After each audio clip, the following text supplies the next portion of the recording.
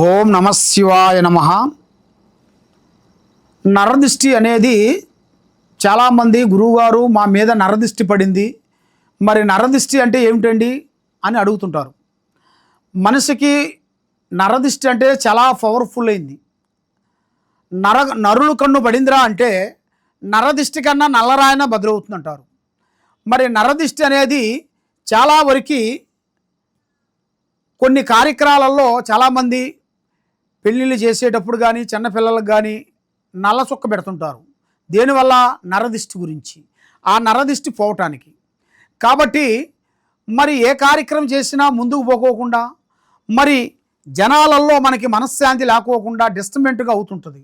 ఈ నర ఏడుపు పడింది అనుకోండి, మనం మంచి డ్రెస్ వేసుకొని ఒక మంచి కారు తీసుకొని బయటికి వచ్చామనుకోండి, అబ్బా బాగున్నాడు, ఎలా అంటూ ఉన్నవాడు ఎలా అయిపోయాడు, గొప్పవాడైపోయాడు అని ఒక దిష్టి పడిపోతుంటుంది.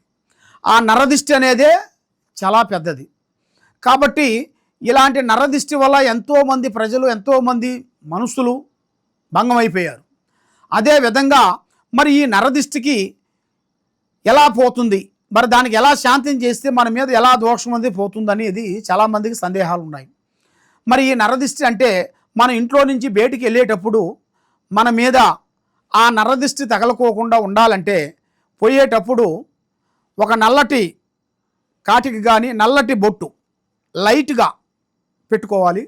దాని తర్వాత చేతిలో ఉప్పు పట్టుకొని దాంట్లో ఒక నిమ్మపండు పెట్టి మన మీద నుంచి 9 సార్లు దిగదూర్చాలి. 9 సార్లు ఇట్లా 9 సార్లు ఇలా దిగదూర్చి పైనుంచి కిందకి ఇట్లా పైన 3 సార్లు, కింద 3 సార్లు, పక్కన 3 సార్లు, మొత్తం 9 సార్లు దిగదూర్చి అవి ఒక కవర్లో వేసి మనం పోయేటప్పుడు బేటేసేయాలి. ఆ విధంగా వేసినట్టుగైతే ఆ నరదోషం అనేది పోతుంది. తప్పకుండా మీకు ఏ సమస్య ఉన్నా ఈ కింద ఉండాల్సిన నెంబర్కి సంప్రదించండి. ఓం నమ శివాయ.